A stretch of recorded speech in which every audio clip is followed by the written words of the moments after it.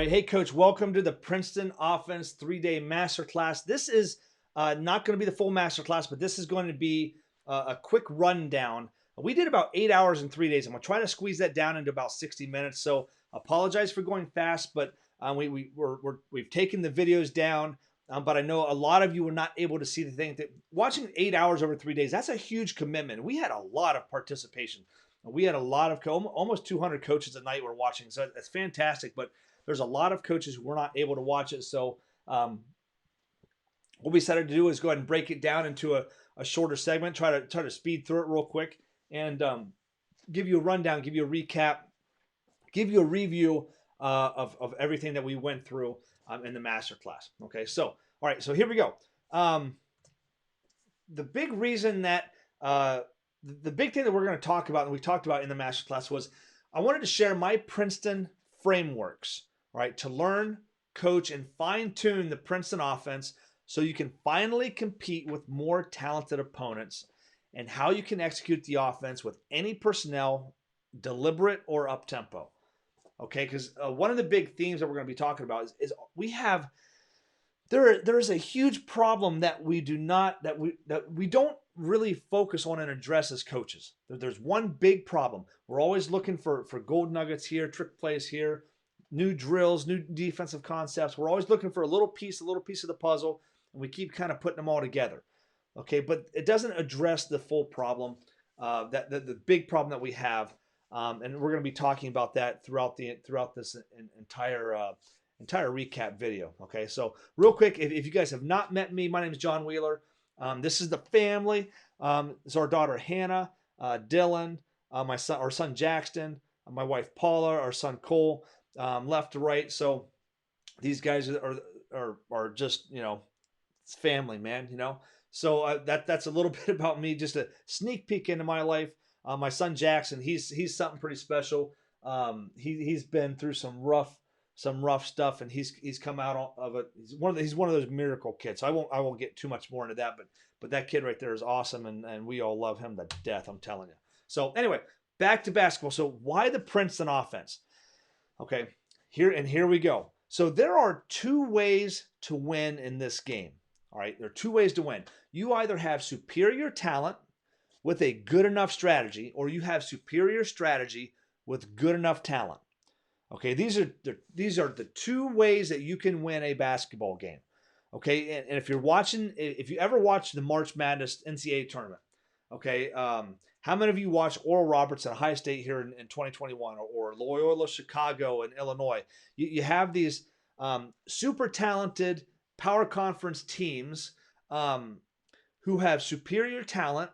And if you watch the games, it's actually hard to watch those teams play sometimes because they don't run much offense. So if you really like the strategy and the tactics and the X's and O's, they don't run great offense. Their players create their offense.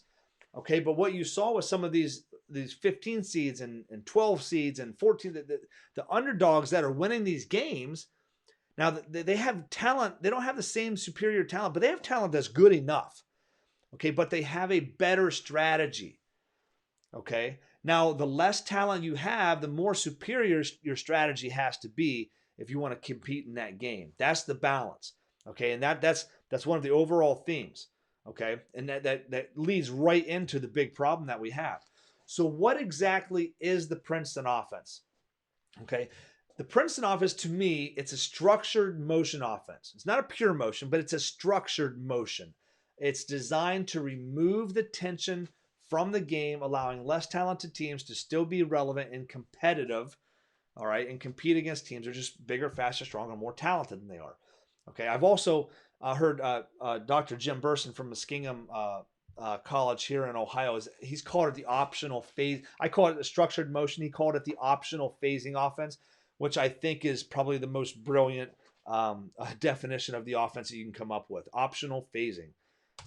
Just brilliant. If I can ever come up with something like that, I would be I'll retire. So, but anyway, so why is the offense so difficult to learn? Why is it so difficult to coach? Why is it so difficult to run? You kind of have to go back. We'll kind of do a short history of the offense real quick. These are the gatekeepers of the Princeton offense. Pete Carrill was the guy he was the godfather. He's the one that put the thing together. and then his disciples, Bill Carmody, Joe Scott, John Thompson III, and Chris Mooney. I don't think Bill Carmody played for Pete Carroll, but I know Joe Scott, John Thompson III, and Chris Mooney all played for Pete Carroll in the 80s and 90s. And but back in the day, okay, in the 80s and 90s, teams were calling them up, say, hey, we want to learn how to run this offense. They call Coach Carroll, they call Coach Carmody, and they would basically, say, hey, learn it yourself, click, hang up the phone, and they would, this was something that they held so close to their chest, okay, that they did not want. This was their advantage. This is how they evened the playing field. This is how they took Princeton University, and they took Georgetown in '89, and Villanova in Arkansas in the early '90s. This is how they beat UCLA, the defending champs, all right, in '96. They have a superior strategy where they had to have that. It's just something that they wanted to compete at a higher level. They had to come up with some way to do it, and Pete Carroll did that. And they did not, in a copycat world, a copycat sport, copycat league, they held things so tight to the chest, nothing really got out there. Okay, it never the offensive secrets never really got out there, especially when there was no access to internet. It's hard to get film. Princeton's not on TV all the time, but when you play them every year, man, they are. You hear coaches say you do not want to play against a Pete Carroll coach team, Bill Carmody coach team. They're hard to guard. It's just a headache all night. But these guys were the gatekeepers. They would not let anything out. Okay, kind of through this process, I studied the offense, and I've been learning the offense for 20 years, and I feel like I've become the key master of this offense in my own little fun 80s. I love all those old 80 movies because I was an 80s kid. So, but these guys are the Princeton Mafia, but they are the best of the best. These are the 5 best of the best coaches that have ever run the Princeton offense in my mind, and these are the guys I studied from. These are actually my personal Princeton offense heroes. Okay, but why the mystery? Again, this was their ace up their sleeve. This is how they competed with better teams. All right, they did, and I tell you what, they keep this offense so close to their chest, and now they're loosening up a little bit. Even Pete Carroll has made a couple of videos on the offense, and Chris Mooney and Joe Scott have participated in some clinics and made some videos about the offense, but they don't share. There's no place in the world does anyone share the entire thing. The only way to learn the entire offense is become a player for one of them, all right, become a coach for one of them. And if you ever go look at their coaching staff and see where they probably played for the same school or another Princeton team. It's really kind of a unique way. Or you can, like me, you can spend 12, 15 years trying to learn the offense. But the mystery was they just did not want the secret to get out. They would close the practices. You couldn't get in and watch practice. They wouldn't give you film, wouldn't give you playbooks, wouldn't give you anything. Okay. I got swallowed up in that philosophy. And while I was a coach, I 100% felt the same way. When I became a head coach, I wouldn't even give my assistants playbooks. I'm like, you guys, because if you guys leave, I don't want anyone else to know this, because I was the only one in the area running the offense, and I did not want anyone else to have my secrets. It just kind of felt that way. If I were still coaching right now, I would not be sharing this with you guys. Promise, 100%. Okay, but why the mystery? But this is their advantage. This is how they compete with Alonzo Mourning and the Georgetown team in '89. This is how they defeated the 95 champs UCLA the following year on a backdoor cut, which is actually just beautiful. These 2 games put them on the map. These 2 games are the ones that put them on the map, I'm telling you. But I started coaching 20 years, maybe just a little bit more than 20 years ago. And I spent the last 20 years unlocking all of these secrets for me and for my program and for my team. And it probably took 12 years before it just clicked. I'm like, oh, I got it. And even since I've been coaching and helping other coaches, it's actually taken me another level up. Okay, I'm actually learning how to explain it better to coaches. I'm learning how to break it down. Even if I were to go coach again now, which I would love to go and grab another coaching job, man, that would be fun to share with you guys. That process of installing the offense to a new program. But if I were to go coach the offense now, I am probably 10 to 15 times better and more knowledgeable in the offense, and I would do such a better job. I would make hardly any of the mistakes that I made when I first became a head coach, because it was all new to me back then. But it's taken 20 years to unlock everything about this offense. Okay, so the ultimate goal to play efficient basketball is to get a good shot at the basket every time down the floor. We're getting into analytics. We want a shot, and we want a good shot. And in a perfect world, we'd have 0 turnovers and maybe get lucky and get a few offensive rebounds so we have second opportunities. That's what we're all striving for. Okay, so how do you do that with the Princeton offense? Okay, so here we go. Day one. Okay, day one, we talked philosophy and concepts. And I had a couple coaches send me an email say, rolling their eyes like, Coach, I was expecting this to be, oh, here we go again, philosophy and concepts and all of that. And then when it came out, they're like, boy, that was a lot better than what I thought. So here are the 10 crucial concepts that you need to get right now, or forever coach in dismal stress and frustrations that cause the removal of hair from either daily pulling it out of your head or unnatural shedding, like a German Shepherd, even if you're 25-year-old young coach, which is exactly what happened to me. My hair started falling out when I became a head coach. But the concepts are, I know that's funny, but the concepts are the backbone of the offense. If you don't know why you're doing something, okay, you shouldn't be doing it. If you don't know the reasons and the philosophy behind it, you should not. You're not going to be able to execute to the level that you want to execute to. So going through these 10 concepts real fast, because I know I want to get done. It's there's just so much stuff. I'm trying to squeeze 8 hours into one. That is so hard to do. Okay, first thing that Princeton teams do is they take the tension out of the game. We don't fight our opponent's strengths. Okay, the second concept is we want to be open. We don't want to get open. And the reason is we don't want to, again, we don't want to stand on the 3-point line and now we're guarded. The big thing about the big problem we have with turnovers goes right into number 3 is vision. Okay, if we cannot see if our teammate is open or not open, or if we can't make that decision, okay, if we are unsure, we're going to turn the basketball over more. We're going to give up more deflections. Okay, so we want to be open. We don't want to get open. We want our opponent, we want our teammates to see us. So we get that. We don't stand on the 3-point line. We don't V-cut. We don't V-cut and fight our opponent's strengths. If they're quicker than us, I don't want to V-cut against a kid that's quicker than me and try to get open. It's really hard to do, especially when our point guard's being pressured too. All right, that's why we turn the ball over so much. Okay, stand 5 feet off a 3-point line. Just be open. And if the defense they can't score out there, defense ain't going to guard us. We'll just zip the ball to the wing, and now we're in our offense. Okay, now if they're going to deny us way the heck out there, great. I love that. I love it when we're denied out there. Our players, when I was a player and they're going to deny us way the heck out, I got scared because I didn't know what to do. Okay, but we didn't have a strategy for that. Okay, if we're not open on the wing, don't throw it there. Go run the next thing. Go run the next thing. Okay, so vision was really important. That's the third concept. And it helps with our communication, our action taking. All right, if we can see if we're open or see if we're not open, okay, we can make quick, decisive, confident decisions. You turn the ball over less, guaranteed, just by those two concepts. Taking out the tension. There's 3 concepts: taking out the tension, being open, not getting open, and seeing if we're open or not open. Okay. The fourth concept is the Princeton offense flows. You want the offense to flow, and how does it flow? By cutting and screening as hard as possible every single time, consistently, having great spacing. Okay, that's a huge secret. Spacing is one of the holy grail secrets of good basketball.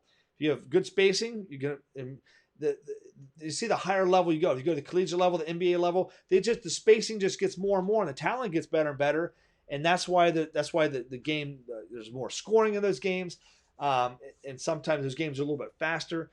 But spacing, cutting, screening, and then something else about that makes the Princeton offense flow is we all know that we tell our point guards and our ball handlers to change speed, change direction.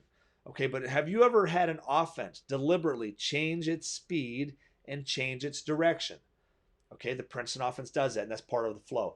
Okay, the 5th concept we talked about is watch the guy in front of you, watch the gal in front of you. They will tell you what to do. Okay, one of the biggest complaints about a lot of offense, especially the read and react offense, I talked to coaches who are looking at both of them. They said, well, we run read and react, but our kids always forget to fill. We run motion, our kids forget to fill. And what happens in less structured offenses, like a more of a pure motion or like a read and react, where it's not as structured as something like Princeton or Triangle, that the kids, one, if they're not filling, There's uncertainty in the offense. They're not super instinctual players, and there's not enough structure for them. Okay, so it's really important. It's really important, I think, to have that structure where in Princeton you watch the guy or gal in front of you. They tell you what to do. So when someone moves, we replace. Someone moves, we replace. Okay, and it really helps you run the offense. All right, concept number 6: go back door first. We teach back cuts, and we teach it. We teach back cuts before curls. We teach back cuts before using screens because they're never taught that before. And the back cut is actually the quickest way off one pass to score. So it is selfish. I want to score. I want to score fast. I'm going back door. Okay. It's also unselfish in a way that when you go back door versus cutting in front of someone, you know how we all used to make a pass, take a step away, and I'm going to try to cut that guy's face. Okay. When you do that, the next defender doesn't have to help. You go back door, you're occupying now your defender chasing you and the next defender trying to help. All right. When that next defender helps, your teammate gets open. So it's also unselfish. Okay. It also helps us add some more scoring dimension because now we can go back door, and going back door naturally helps us get open in the post, and we post our guards up. Okay. So there's all kinds of benefits that the back cut allows that teams that don't utilize it aren't getting. Okay. Concept number 7, there's always a next step. There's always a next step in Princeton. Princeton teams don't get stuck. Okay, set play teams, they drive me crazy. Big pet peeve. They get stuck in their offense. If they try to run a play, they call out a play, and all 4 players have got to run to certain spots, and then we try to run that play, and what happens if the defense takes something away? Oh, no, that doesn't work. Let me try to make something happen. Oh, no, I can't. Coach, what do you want to run now? Coach calls out a play. Point guard calls out a play. Those 4 players got to run to 4 different spots, all right, and try to run another set play. And it just, they just get stuck, all right? Have you ever gotten stuck in your offense? Princeton teams and the way that you run the Princeton offense is designed so that there's always a counter, there's always a phase, there's always an audible, there's always a wrinkle, and there's always misdirection stuff going on, and we don't get stuck. Okay, concept number 8, don't number your players. We don't box our players in. We got 4 interchangeable guards. In my mind, if you have decent enough guards, especially if you have 3 or 4, if whoever gets the defensive rebound, you're the point guard. Simple enough. Okay, now dead ball, special situations, yeah, we designate a point guard. I actually let the players designate that themselves. But everyone kind of falls in line. It's not real. But you guys see what I'm saying? We don't want to number our players. We don't want our point guards to think they're point guards. They got to dribble the air out of the ball like you do in set play offenses and just move the ball around and stay around and just get it back so I can go past someone else.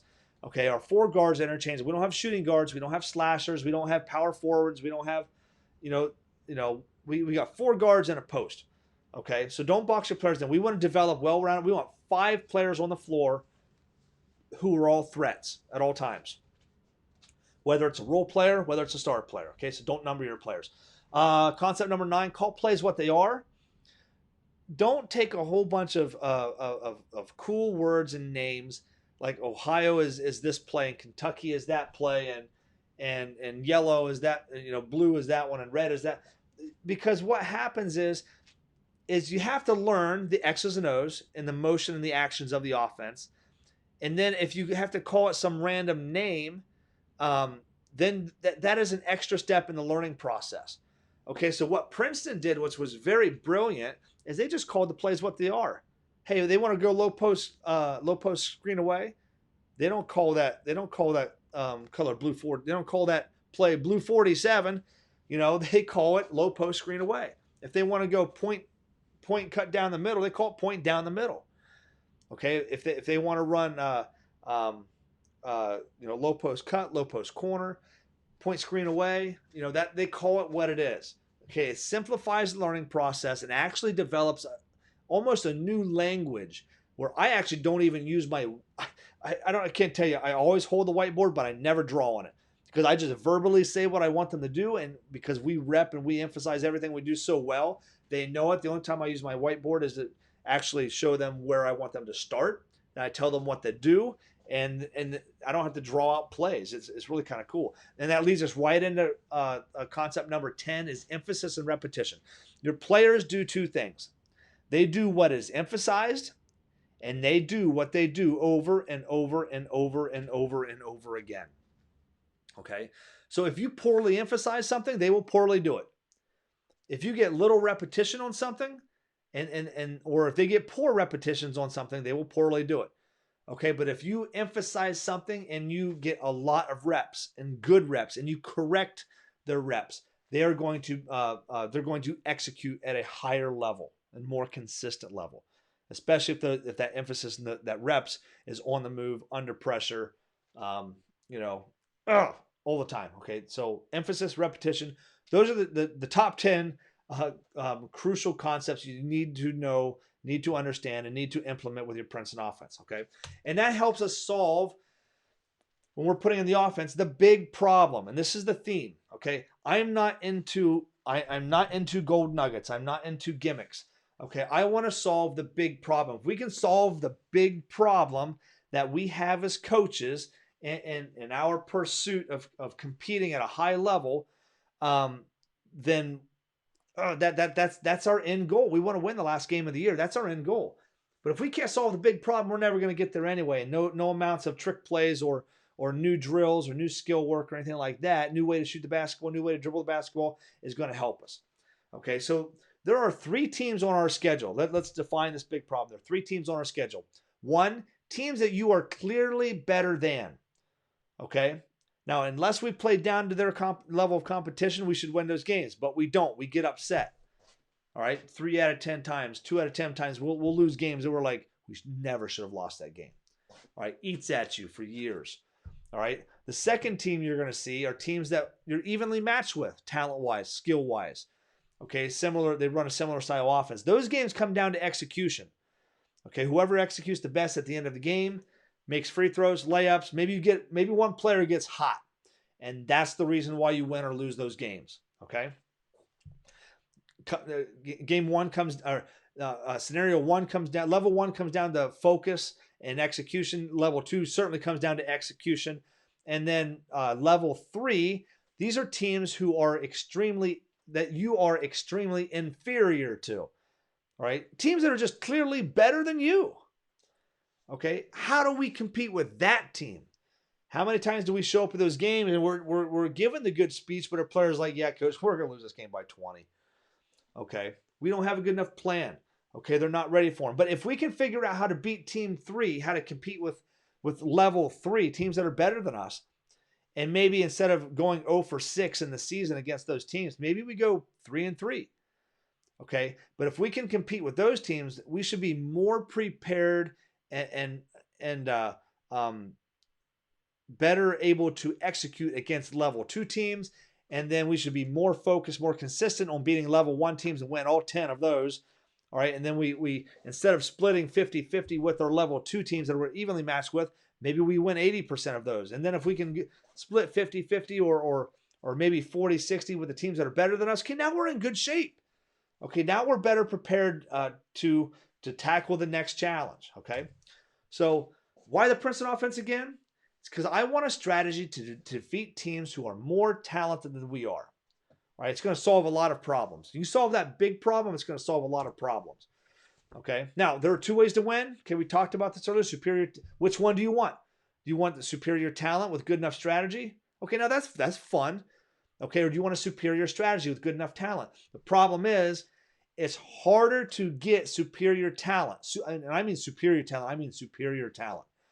Okay, if you have talent that's good enough with a superior strategy, when you watch the NCAA tournament, when you watch Loyola Chicago and Illinois, when you watch Oral Roberts and Ohio State, okay, Ohio State had superior talent to Oral Roberts, but Oral Roberts' talent was good enough, and they had a better, more disciplined, more patient strategy offensively. But now if you took a team like Princeton or a team like Air Force against that Ohio State team, they might not have good enough talent, but they're good enough skilled. Okay, but they wouldn't need a better strategy. They would need a superior strategy. Okay, that is the reason for Princeton. Okay, so here we go.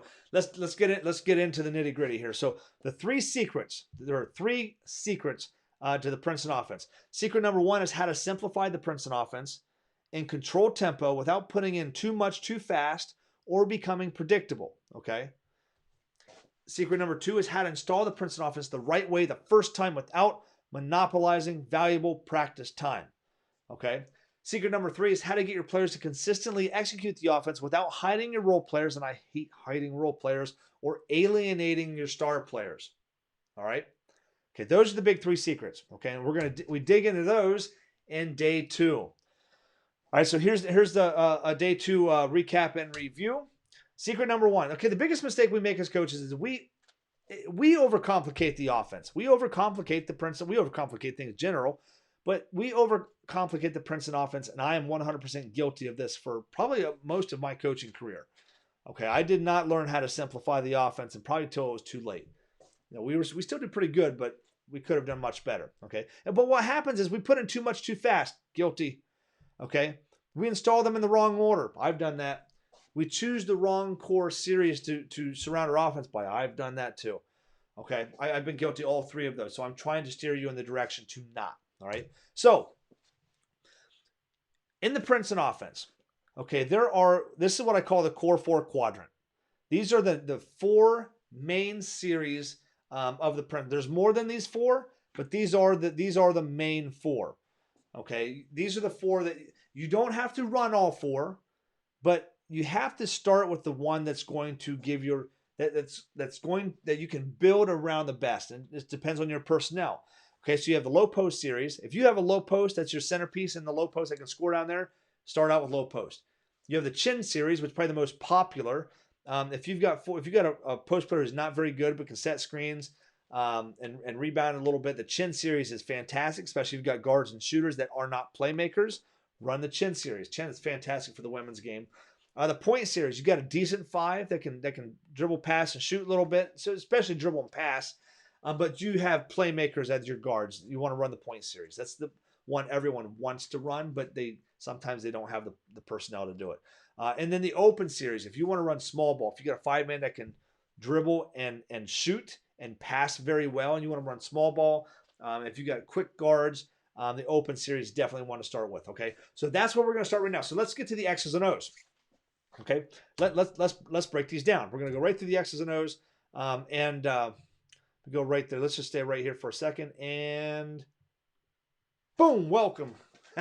Here I am. Okay, hiding behind the slideshow. So let's go ahead and start out with the low post series. I'm going to go through this really quick because when I teach this thoroughly and all the way through, I can spend 2 hours on low post, 2 hours on chin. I can spend 8 hours on just these 4, but I've got to do this within 60 minutes. So here we go. All right, the low post series, and you can see our spacing. Now, we are way the heck off the three-point line. Okay, we are way the heck off the three-point line because if I'm standing on the three-point line, guess what? I'm being guarded. Now I have to get open. And now if this kid's quicker than me, I'm going to V-cut, and then boom, that guy comes way out here and denies me. My point guard's like, what the heck? Okay, because they're being pressured too. All right, so start way the heck off the three-point line. Defense be like, they can't score from out there. Okay, let's make the defense make a decision. So we're open. We're going to hit them. Now, we're going to hit the 3. Poor Magnum. Okay, we're going to hit the 3, and we're going to cut to the opposite corner. There's 3 ways to cut. Cut immediately, hezzy then cut, or walk then cut. Okay, I can't spend too much more time on that, but that's one way how we would change the speed of our offense. Now we're going to fill the opposite corner. Our inbounder or trail is going to fill the point about 2-3 feet off the three-point line. And our opposite wing, who was 5 feet off the three-point line, is now starting to creep to the three-point line, maybe a couple feet off of it as well. All right. Ball is on the wing. Now, this is extremely important. We're going to feed the post. I like faking low, feeding the post over the top. I think it's actually quicker to get the ball there. And I don't want to for the guys, I don't make the 6'6" guy go all the way down to his knees, and we're a little bit slower down there, and bigs can get around the side. I don't want to get deflection, so I like feeding it over the top. But the split second, now there's 2 things that are going to happen. A split second, okay, I'm going to tell you what to do, then I'm going to tell you why. The split second before the 5 touches the ball, player at the top of the key is, boom, going to go back door. Okay, now we're going to watch the player in front of us. They'll tell us what to do. All right, the 4 is going to replace, and the 1's going to watch him. Then he's going to replace. 2 sees a spot emptying out over here, and they're going to replace. And we call this circling the D. All right, so when we run low post, ball hits the 5, we're going to go back door and circle the D. And we're going to do this this is automatic, non-negotiable. You can do it without doing this, but I highly, highly, highly, especially the high school level, 100% recommend back cut, circle the D. So we're going to go back door. Now, what happens is, because I love standing in the offense. We talk to our players, say stand judiciously, stand with a purpose, stand with a reason. Because when you stand, the defense stands. Boom, then we go, then the defense is chasing. That's what I want to get to. But split second before, I want this cut to happen, because our 3-man, after they make a pass, they have 3 decisions that they can do. They can go left, go right, or they can go straight. Okay, so we're going to backdoor and circle the D, start creeping to the point. And now about this time, it's going to look something like this. The 3-man is deciding to either go to the corner, cut through, or screen away. All right, so they can go low post corner, low post cut, low post screen away. And there could be different reasons why they do it. The player could make the choice, hey, this is just the one I want to run. Or the coach can say, this is the one we're going to run. Okay, coach's decision, player's decision. When you're putting this in, I would just choose one of the 3. And you also want to choose one of the 3 that might match what else you're going to run in the offense. Now, that's a rabbit hole. I don't want to take you down a rabbit hole quite yet and not understand the foundation, okay? All right, so let's go low post corner.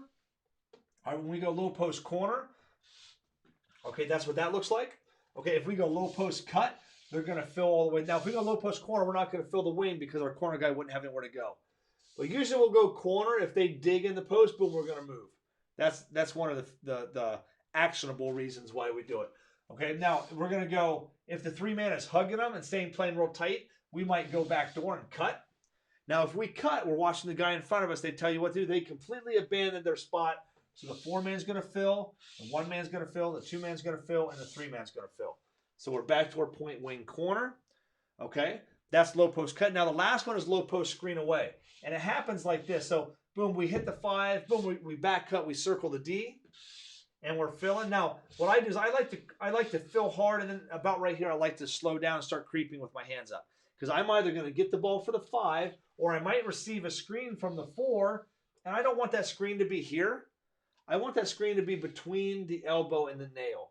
Okay, now, something about screening. We don't V-cut into screens. We walk straight into the screen, because all I want is my defender to make it. We don't have to screen anyone. This offense is more about cutting. But I do not want...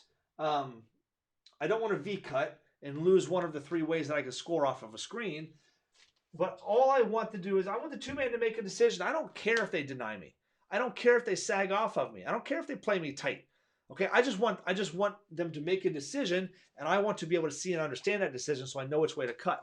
All right, so if I come up here now, I can manipulate them. I can boom, juke high, and if they're leaning high, boom, they go there. I'm going back door.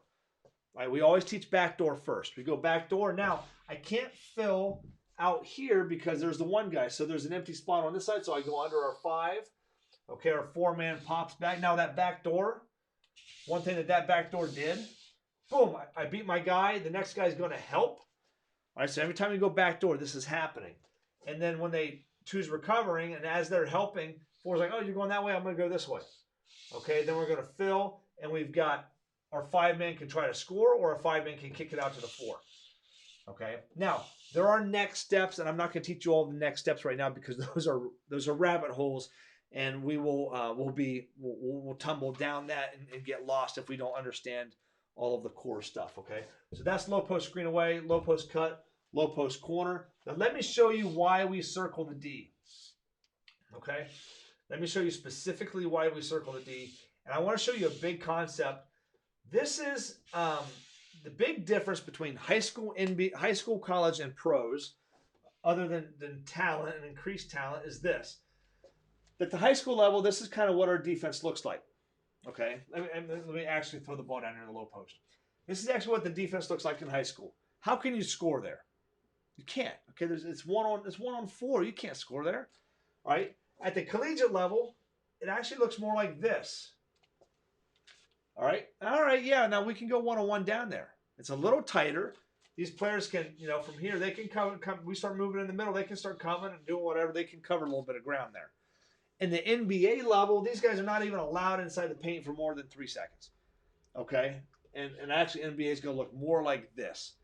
That's why you see the rules. That's why you see more ISO ball at the NBA level, is because of 1, there's so much talent.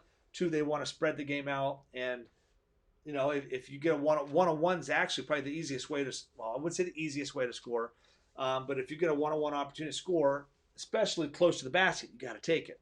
Okay. So what's the solution at the high school level? Because most of us are at the high school level. And even if you're at the collegiate level or pro level, I still don't know why you do these concepts, because there's more spacing, there's more room to cut to the basket. So the split second the 5 touches the ball, okay, we can't score. But I want my 5-man to try to score. Okay, I want to do that. And we'll do this in all of the sets, but this is the main concept. So boom, we're going to back cut, we're going to circle the D. Now when I go backdoor behind my 4-man, my 4 is chasing. My 3-man sees their teammate B, and X3 is going to go, oh no, I got to come down here and help while 4 recovers and catches up. Now when 3 is going the wrong way, X3, we are filling the top. Start creeping right about here. We'll never go past the point, never go past the midline. That's where we want to catch it. All right, 1 man's going to start creeping and filling, and 4 man's going to sprint. We sprint out to the 3-point line as fast as we sprint to the basket, okay, because we want the defense to react and chase us. All right, so now what happens is 3-man goes, oh no, my guy's getting wide open, and they're going to go like that.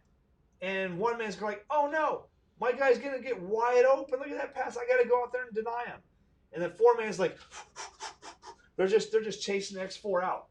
And now look what we did to a high school defense. We turn it into a collegiate defense. So now what can we do? Now we can start getting in here and making moves into the middle and see if we can score. See if we can score on this side. Now that we got them in the middle of the floor, we can actually do a really good drop. We get into the middle of the floor. Now we can drop that hip, pin them, and execute a drop step. Okay, because how do most of our players do drop steps anyway?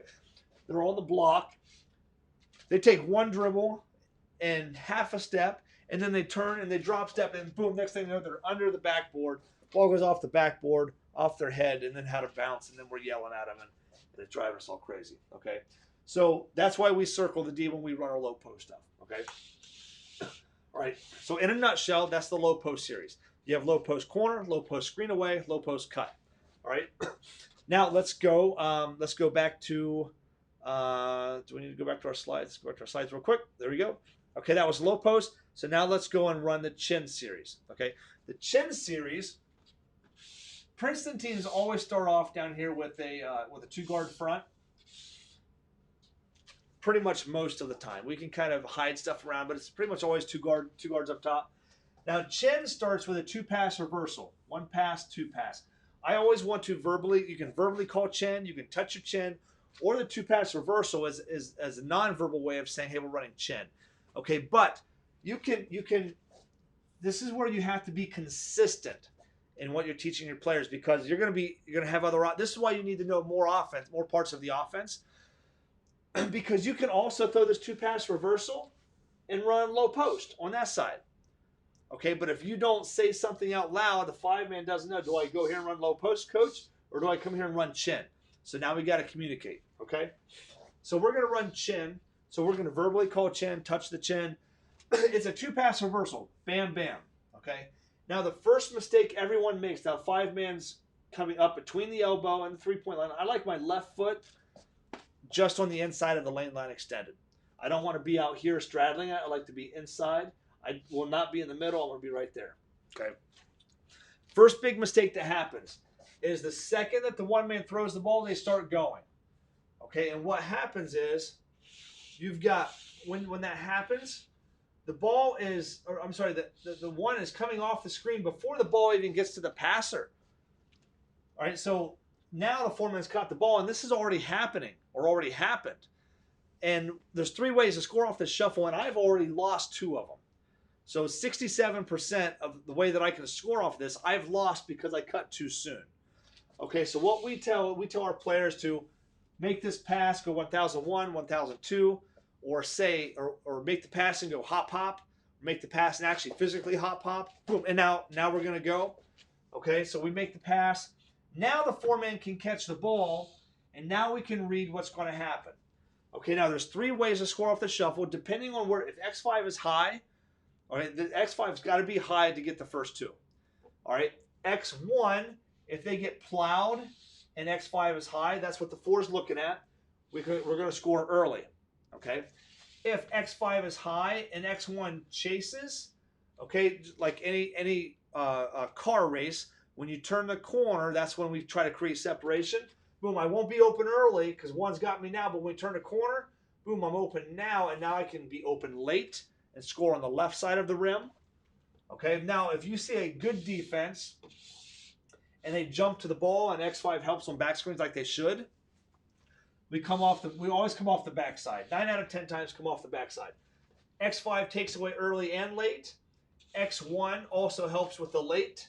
And what happens is now, after the shuffle, this is also what's happening. The 2-man is coming down here, and the 5-man is following the arc. Shoulders to the corner. Okay, now we're still looking at the 1.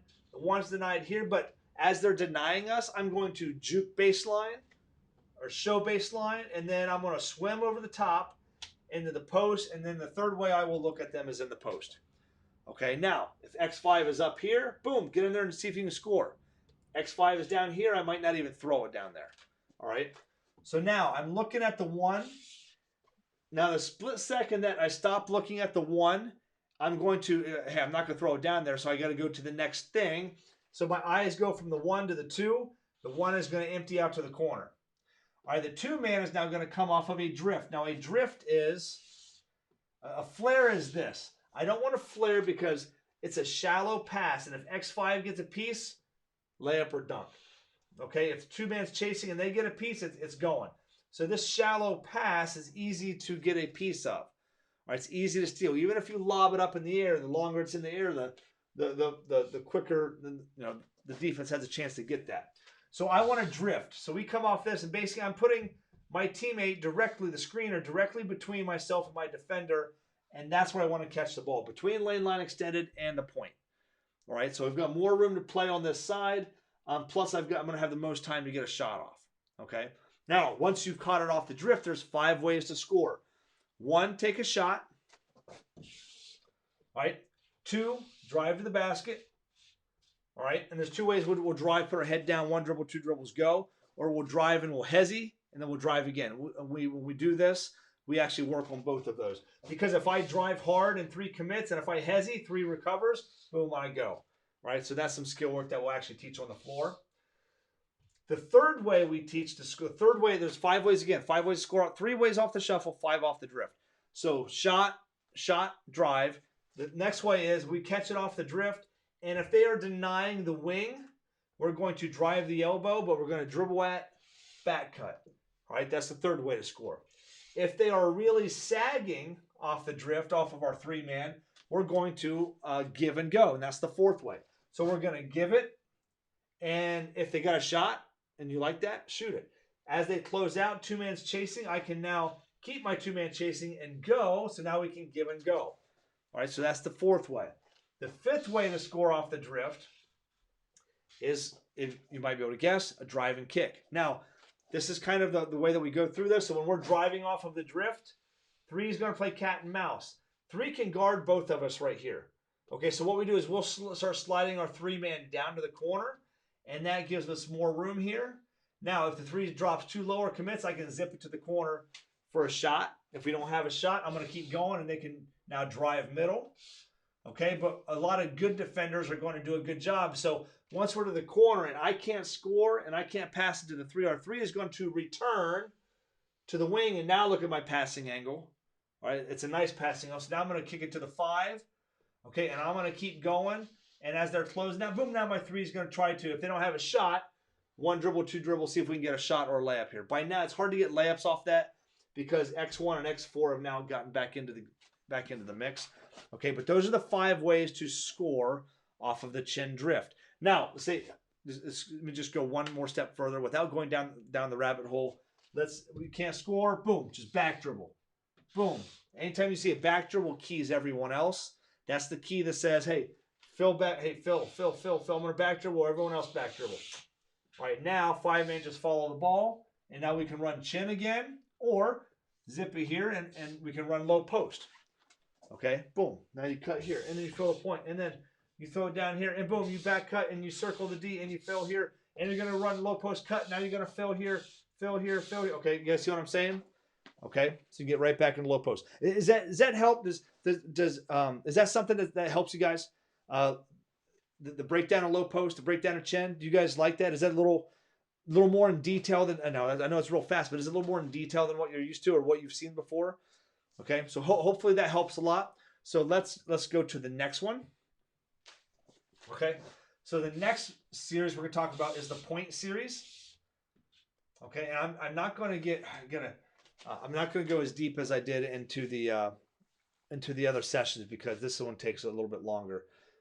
So does the open series. But there's 2 ways to get into the point series. Well, there's 5, 6, 7 ways to actually initiate the point series. But the most popular is from up top, and you might see this called the wave series or the go series. Okay, because one's we're physically going to wave the 2-man through, or we're going to verbally say go, go, go, and that's telling us that we're going to run the go series. So, or the point series. The 2-man is going to start going, and the 5-man, I tell them to throw their hands up, take a step back, and then start swinging because I want to create separation from my 5-man. If I just do this, 5-man is going to body me up the whole time. It's going to be hard to get open. Okay, so what I learned is if I threw my hands up and took a step back, and now I could create separation. Now my 2 can start head hunting for the 5. Okay, so while this is going on, as soon as the 1-man waves them through, we're going to square up on our guy, go one-on-one. We're going to juke sideline, come to the middle, and our goal is to get to the point the same time the 5-man is getting between the elbow and 3-point line. Okay, somewhere in between there. 2-man is now jet packing out of there. We're going to throw the ball to the 5, and this ball side wing, I like emptying them to the corner because X4 is going to stick here, and they just cherry pick and get a piece, and they go. So X4 is coming down here, okay? So now this is what now 3-man's creeping to 3-point line. This is the position that we run our point series out of, okay? Now, kind of like low post, there's 3 options, left, right, straight. Same thing in Princeton. We can go point screen away, point down the middle, point over the top, okay? So point screen away, we're going to walk straight into the screen, chop our feet, boom, go back door. And then we go back door, we've got a layup, or we've got the screener popping out. The opposite guard is going to circle or V down to get a good angle. And the 5-man is going to hit the 1. Now we're going to get a ball screen and a down screen at the same time. Okay? Now there's so much stuff that can go on here. So we can hit the 5-man rolling. We can actually play off the ball screen and try to attack. We can set the screen a little higher to give us some more room if you want to be more free-flowing, more up-tempo, let your playmakers make plays.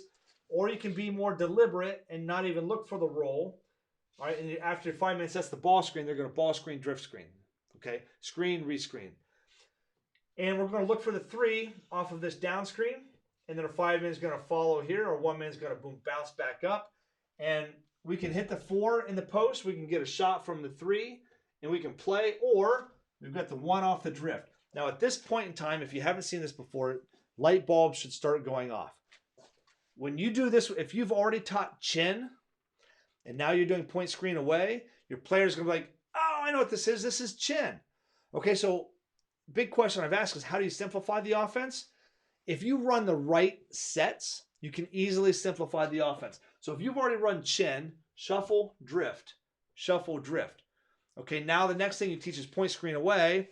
Okay, point, screen away, back door, hit the kid off a down screen, and now off of a drift. Guess what you don't have to do anymore? You don't have to teach anymore. They already know what to do. There's 5 ways to score now. We're off a drift. Your players are like, oh, this is chin, coach. We've already learned this. Okay, and now you go and play. All right, you go play off the drift. All right, so that's the second way. Or that's point screen away. So now let's do point over the top. So point over the top is boom, we're going to screen for the 4. Again, there's multiple ways that we can do this. But what I want you to make sure, we want to be consistent in everything. We want to be as consistent as possible. All right, so we're going to go point over the top. We're not going to V cut and go back door. We're going to walk straight into them. And big mistake that I see players do all the time, point over the top, they're going to screen right there. All right, when X4 is actually down here. Okay, so screen on the other side of the defender, so we can walk up, juke high, see if we can get that guy to bite on it, and then we're going to cut through. Now, I'm just going to show you how to run point over the top this way. There's multiple ways to do it. That's a rabbit hole. We can't go down rabbit holes right now just because it just takes too long. Okay. Screener pops back. We hit the screener. 4-man's getting out. All right, now we are going to ball screen and roll. Now you got a 2-man game, and I got our 3 and our 2 filling up. Okay, and then we can play. And this is sometimes you just have to say, okay, once you get to a certain point, boom, just go play. Okay, you don't want to get obsessed with running the offense. You want them to attack and score and try to score. So I like this point over the top. Especially if you want to run it more up tempo, this is how I would do it. Just because it gives your 1 and your 5 more freedom to go play. Okay. Now, if we couldn't get anything over here, we can get more. So we can go back to structure, go back to deliberate. And what I would do is if we can't get anything here, I will back up my next player, just like we do when we circle the D. Okay, basically that's what we're doing. We're circling the D from a different point of view. That gets my 2-man open. I'm going to throw the ball to my 2. My 5-man who just set a ball screen is now going to set a drift screen, just like in point screen away. Boom, boom, drift. Hit our 1, and now again, we're just playing. All right, 4-man's filling, 3-man's filling. We're over here, and what happens is X3 helps. So we throw that hammer pass. X4 goes to 3. Boom, we make the extra pass. There's a great shot, high percentage shot right there. Boom, X2 goes, helps X4, and then there it is. There's your next one. Okay, that's how we would run point screen over the top. Okay, that's one way of multiple ways. Okay, so I'm not going to go down any rabbit holes right now. Okay, so here we go. Start back over. Hit the 5.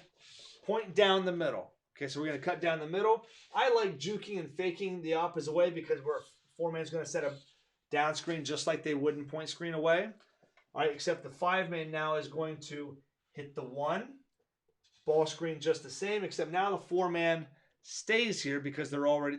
You could screen and empty out and then do the exact same thing as point over the top, but I want to stay consistent because of how you might run other sets. I know the big picture. You guys might not. So I want to say let's just leave him there for now. But when we have 3 guys on the side versus 2, I've got a ball screen and a roll, and our post play, our down screen is now going to twist back up to the wing. So I've got, if they both go with the guard, I've got my 5. If they both go with my 5, I've got my guard. Okay. Also, every time I do this, I'm going to walk my weak side up to foul line extended, lane line extended. So my first option is going to be 5 or throw it back to the 4, but I also have a flare or a drift on the backside. Right? I love that action. Okay. If I don't go for that flare, okay, I can back dribble, or if I'm going off the ball screen, I come here. I can turn around and throw it to the 4. And what happens when you throw the ball to the wing? Boom, you cut through. All right, 3-man fills. There's your 5. And what are we in? All right, we're back into low post. Hit the 5. Low post corner. Boom, back cut. Circle the D. Fill, fill, fill. All right, now we're running our offense. All right, so actually point down the middle actually easily gets back into low post. Okay, point over the top was the one that does not easily get back into a whole lot of stuff. Point screen away easily gets into the chin drift. Okay, then you can drive and kick it, and then drive middle. You don't have anything, you back it up, and then you can go back low post, go back in the chin. Okay, now we know how to wave the guard through and go into point. Okay, all right. The other way that we'll enter the point series is instead of waving the guard through, we'll just do something. We just throw the guard to guard and get right into it. So we're going to throw the guard to guard, and now the 1-man's going to wave through, and our 5-man just boom, just going to go straight up the lane line. And we're going to pass fake to the 4. Just give a boom, good pass fake. Pass fake to the 4. Dribble the point. Drop it down to the 5. And now we can go away, over the top, down the middle, right back into it. All right. Awesome. You guys got it? Am I going too fast? I hope not. But I know I am. Okay. So low post, chin, point. Is that helping? Does that make sense? Does that give you a good gist of it? Do you like the point series, don't you? You can't comment on this thing, but this is the replay, so you can't comment, but let me know. So the last one's the open series. Okay. Now I'm not going to talk about how to get into the open series right now. We're just going to go over the maneuvers of it. So you can go open. This is a spread version. There's also a tight version. I'm just going to talk about the spread right now. basically, if you're playing small ball, if you get a 5-man that can dribble, pass, and shoot real well, especially dribble and pass, or if you're playing small ball, the open series is a must. You got to get the open series. Coach Burson would call this spot the garden spot because once the ball is there, things grow. Everything grows when the ball gets here. Okay, so we're going to juke one way and try to drive the elbow because I don't want to dribble at defenders. I don't want to dribble at teammates. I always want to drive the elbow because if there's no defender there, you get all the way to the basket and score, right? Okay. Now our 2-man can go backdoor or they can get a handoff. We're just going to go backdoor for now. Now here's a huge principle. Anytime a guard is on the wing and they are dribbled backdoor, they will always return to the post. Okay. Now, you might have seen in point screen away, we were screened backdoor, and what do they do? Go through. So for screen backdoor, we go through. If we're dribbled backdoor, we come back into the post. Little secret principle there that's overlooked a lot. Okay, so we're going to dribble the 2 backdoor. They're going to come back into the post. Our 3, watch the guy in front of you. They tell you what to do. They're going to fill. And this is the easiest thing that I found to do to be consistent with what I've taught with the point series is we throw in the ball to 3. Let's just have our 5-man go set a ball screen. All right. Or these 2 guys are going to creep up, foul line and lane line. Let's come off of the ball screen. Let's roll. Let's twist. Right. They both go to the 2. I got the 5. They both got the 5. I can always throw it back to the 2. And I've got a flare on the backside. So I can hit the 4 and we can play, get a shot and just drive and play. I can turn back and throw it to the 2. Post up the 5, cut through, fill the point, fill the wing, fill the corner, boom, hit the 5, back cut from the point, circle the D, and now we're back into low post. All right, so anytime you go open back door, what is that pretty similar to? Point down the middle. All right, open back door is very similar to point down the middle. So if you're going to run the point series in the open series, something you might consider is running point down the middle and running open with the back door, okay? Because they get into similar things. That's kind of one of the ways I think about it. If I'm going to run chin and point, I'm going to run chin and point screen away because they both get off the same drift. So you can run more offense, but they get back into the same thing differently, so you don't have to teach as much. All right, big secret right there, okay? Let's back up in the open series again. Okay, let's juke here. Now we're walking straight into it. We're not V-cutting, remember? We're on a dribble handoff or a dribble back door. We treat it just like a screen. We're going to walk into it, boom, juke high, go back door, walk into it, juke low, come get a handoff. Okay, on the handoff, okay, anytime, if you do this consistently, whether as soon as the 5-man dribbles away from your side, just start bringing these 2 up. Walk foul line, lane line. Okay, so when we get this handoff, boom, we can immediately get this flare here. Okay, kick it there, boom, drive and play. Okay, then you can throw the baseline pass, throw the extra pass and all of that. You also have your 1 with this handoff. And then what we set the flare, your 2 can fill up to the wing. You can always get the handoff, zip it to the 2. 5 can flash low, fill point wing corner. Now we're back in the low post. Throw this low post screen away, boom. Or let's go back door, pop, hit here. Up, you don't have anything. Let's back dribble. Okay, start it all back over again. All right, is that a lot? Is that too fast? That's the open series. So those are the core 4 series. How do you get into the open series? One, if you're playing small ball, you can dribble right up into it. The other way you get into the open series, anytime you get to a drift, a middle drift, boom, off of the drift, and you can drive, kick, there's your 5-man, boom, you're in it, okay? You're off the drift. Here's another way. You're off the drift. The drift's not open. They deny that. Boom, go back door, pop to the point, boom. You're in the open series, okay? So that is probably the quickest I've ever gone through low post, chin, point, and open, okay? But I pretty much taught everything I taught. I just didn't go into as much detail. I didn't put the defense out there for everything. That's what we did in the master class. But again, this is just kind of a quick rundown, a quick recap and review of what we're doing. So did that help? Did that help? Okay, so you guys understand the Princeton offense has a core 4 quadrant. there are four core series: low post, chin, point, and open. Okay, and you need to choose the one that's going to match your personnel the best. If you got a low post stud, start with low post, and then we can go grab something from point, chin, or open, and bring it into our offense. But that's the one we want to start with. Okay. If you have a post player that's not very good, you don't want them to touch the ball very often, and you have a lot of guards that can shoot, good passers, run chin. If you have a decent post and guards that are playmakers, run point. If you want to run small ball, or if you got a 5-man that can shoot the ball from 3, run the open series. Okay, and start from that one. All right. Okay, so those are the X's and O's. All right, so there's your core 4 sets: low, chin, point, and open. There's more sets: the flash series, circle series, break it series. They go on and on. There's a lot of phases from low to chin, low to point, chin to low, chin to open, point to chin. And that's just a fraction of what there is. All of the different entries: forwards out opposite, forwards out on the inside, which is something that I like to do.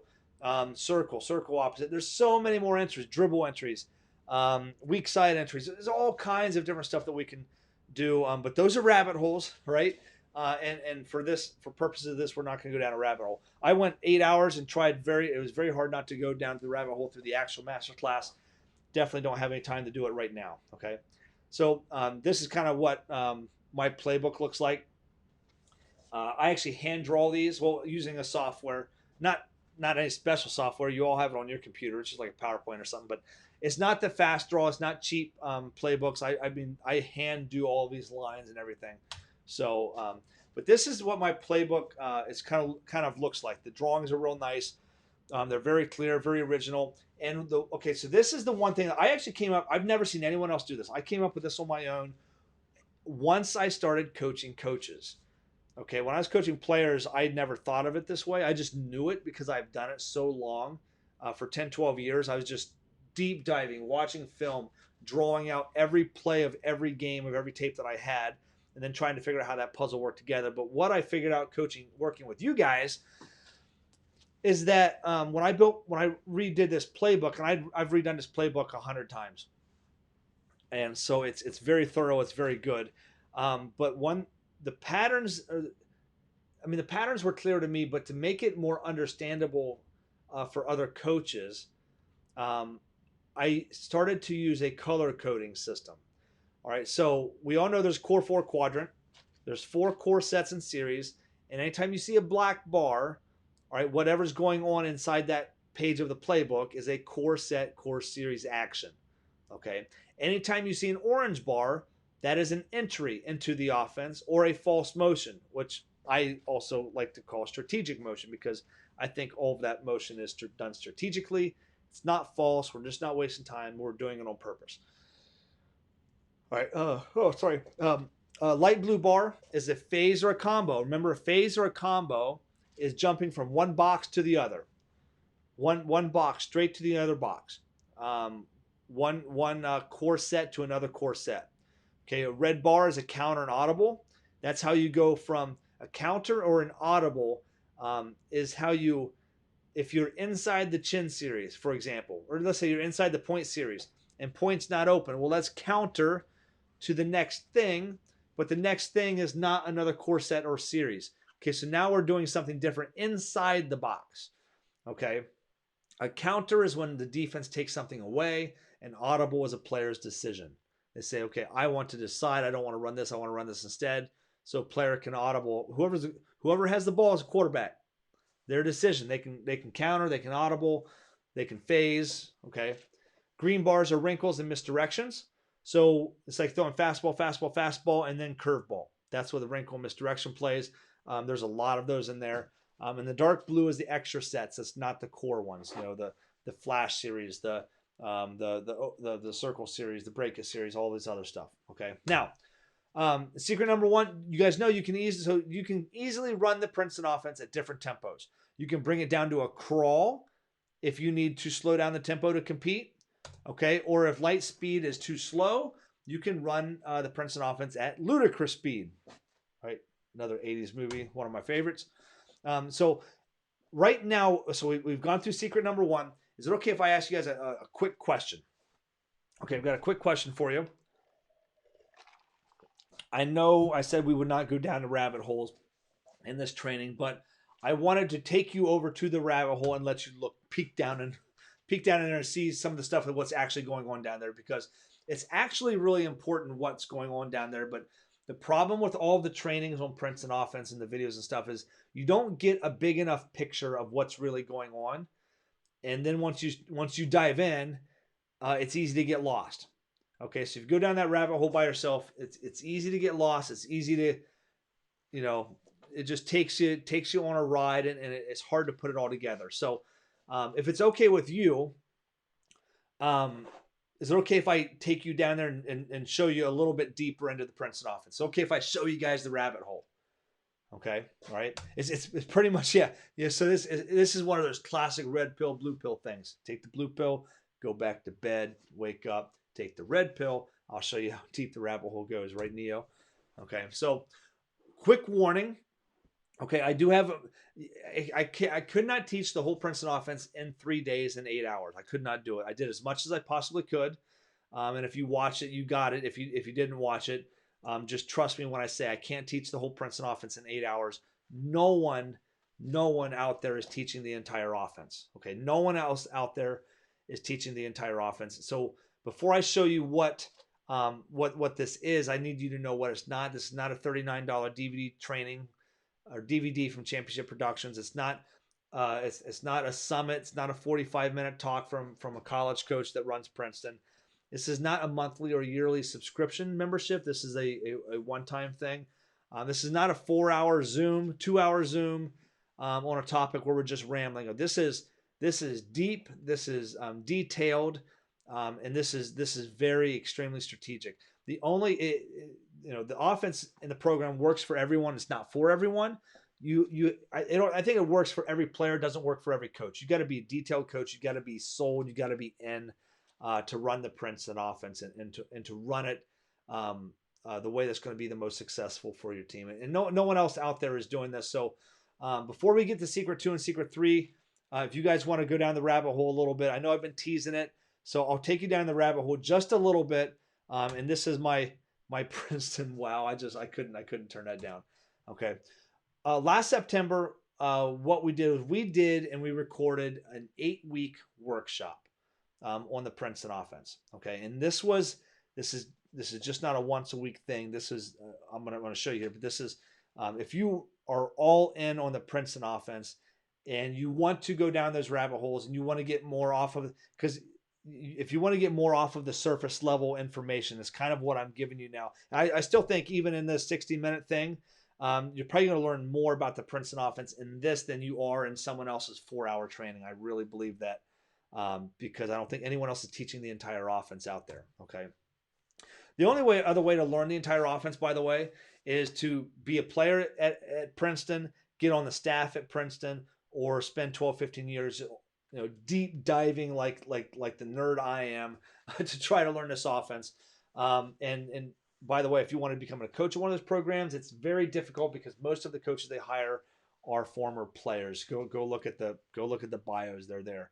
Okay, so I think the only other way to learn the offense as deeply as those kind of programs know it is this program right here. I've scoured the earth.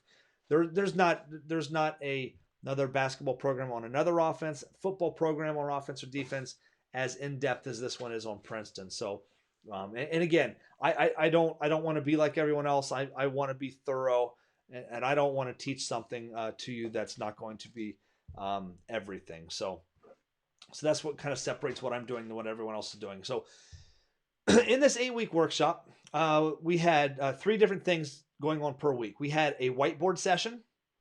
Okay, and actually it ended up being 9 weeks because we did a prep week. We did a week to prepare for the 8 weeks, if you could believe it. And we did whiteboard set. This is me on the board like I've been doing the X's and O's. And this is all the stuff that we went through week by week. So first week was a prep. There were three trainings that first week. And pretty much all of those, some of those were attributed to the whiteboard sessions. But we basically, for week 1, we did the X's and O's, we did the core floor, and I showed the flash series. This was almost a 3-hour day. That was almost a 3-hour training on the 4 core series plus the flash series. Week 2, we talked all about the phases and the counters and the audibles and entries. If you want to talk about a rabbit hole, week 2 is a rabbit hole. We get into all of the stuff that, and I know I've talked a little bit about phases of how to get from point down the middle into open, and open into point down the middle, and low post into chin, and kind of back. We've talked a little bit about that. Point screen away and chin, how to run them both into open. Those are some of the bigger phases, but it just scratches the surface of all the options are available. And I would never recommend you run everything, but again, I think it's most valuable to know everything so you can choose and execute what is best for your team, your program that year. Okay. We talked about installing the offense and practice plans. We did a deep dive on all of the core 4 sets. So when I say deep dive, I mean there's 5 different ways to run point screen over the top. Okay, we talked about all of them. Okay, and we went through low post, point, chin. We did a deep dive into all of that stuff. We talked about controlling tempo, wrinkles, quick hitters. We talked about the hybrid. So what I call the hybrid is if you have 2 bigs that you want to run at the same time a lot, but you still want to run Princeton. Well, it's hard to run Princeton with 2 bigs. But eventually you're going to sub one out. So why don't you run the triangle offense with Princeton? Very similar, very, very similar philosophy, triangle and Princeton. And also dribble drive. You have got guards and you want to free them up a little bit, let them run some dribble drive first and then get into your Princeton, okay? And then we did something week 8, which was really awesome. A lot of that's theory. I was not aware of that when I was coaching. I wish I could go back and implement that, okay? The second thing we did each week, again, there's like 20 hours, actually a little bit more than 20 hours of whiteboard sessions. Okay. And we just spend like six or 8, and I go deep in those. Okay. Also, so once a week we met and we broke down film. There's about 15 hours of film breakdown, 15 hours. Okay. 15 hours of film breakdown. We broke down, it was actually over 9 weeks because we did the prep week, but we went over a Richmond practice. We broke down a couple Air Force games. Every week was two games. Every week we broke down 2 games, and we run the play, and then when we run the play again. Sometimes I'd slow mo it, but I'm basically navigating you through. But I tried to cover every single different team: Nebraska, Wesleyan, Richmond. Went through my practices: Bill Carmody, Joe Scott, Air Force versus Duke, Georgetown versus Duke. How you can compare the 2 different styles. Stanford's women. The 89 team, the 96 team, and we really kind of got into some of the nostalgia part of the offenses, and then you could really kind of look and compare of how much they really stalled, especially in 89. Holy cow, it was brilliant. Then the third thing that we did each week is we did a breakout session, bonus session. Okay, and in these, it wasn't all offense, but we talked about practice plans, offensive transition, Princeton versus zone, secondary break into Princeton, matchup zone, defense. So we talked some defense, talked some baseline about, side about, special situations, and we did all of that. And that was at least 10 hours. Okay, in those 9 weeks, I bet just the 8 of them. We didn't do one of those in the prep week. But altogether, there's 45 hours, a little bit more than 45 hours of value in the Princeton Offense Workshop. Okay, so again, we spent about 6-8 hours in this 3-day masterclass. Imagine how much I'll teach you in 45 hours.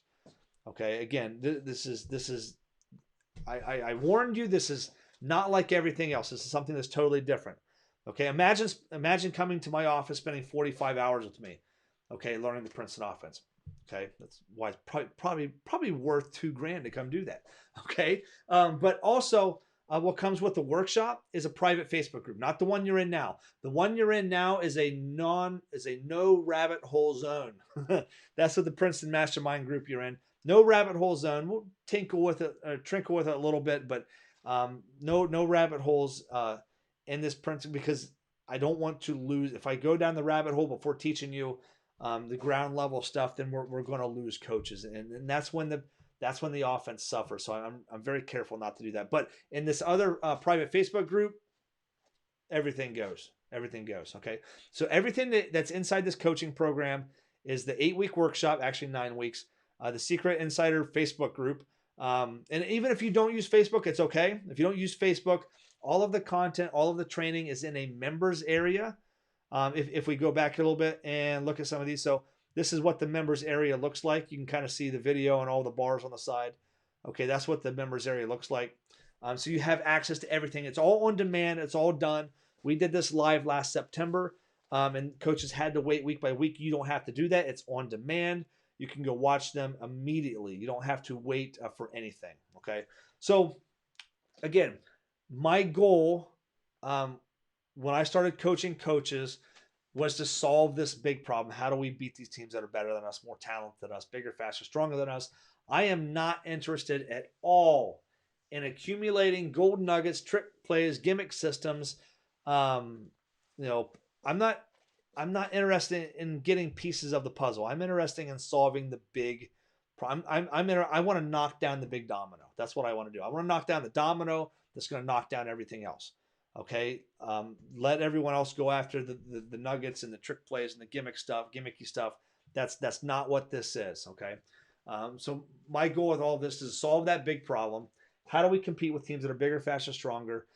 So I wanted to give you more than just that workshop. So what we did was we put together a digital package. Digital package includes the playbook. Now, some of you have got the 21 pages of the Core 4 playbook. Okay, this is 90 plus. Okay, and I'm still adding to it. So if some of you, if you guys got the 21 pages, imagine like 75 more pages. Okay, imagine all of these other, most of what you got's black bar, orange bar.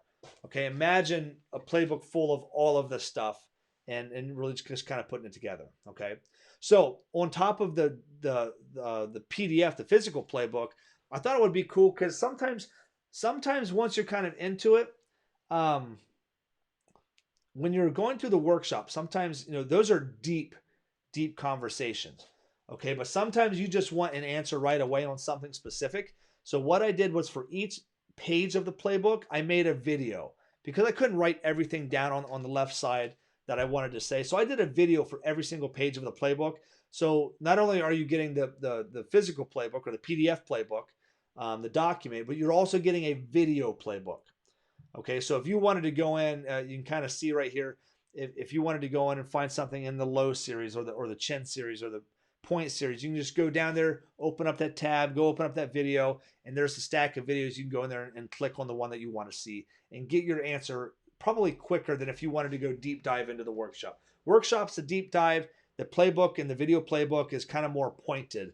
Like, here, where's the answer on that? Now, I've only gone through about the first 45, 50 pages, so I'm still adding to this. It's about 6 hours right now, but I'm still adding to it, okay? Also, what can I give you? I got practice plans. These are real practice plans. Now, if you were there for day 3, you saw me build out one practice plan. I've got different kinds of practice plans. So the first 7 practice plans are me putting in all 4 low post, chin, point, and open in 7 days.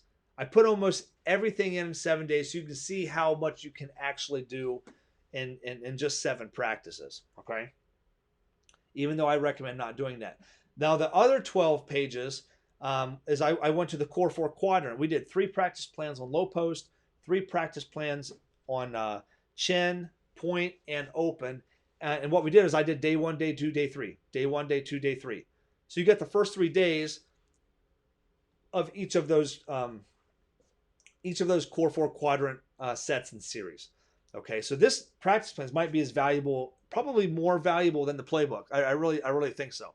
Learning how to install it in practice is actually probably more difficult than learning the X's and O's.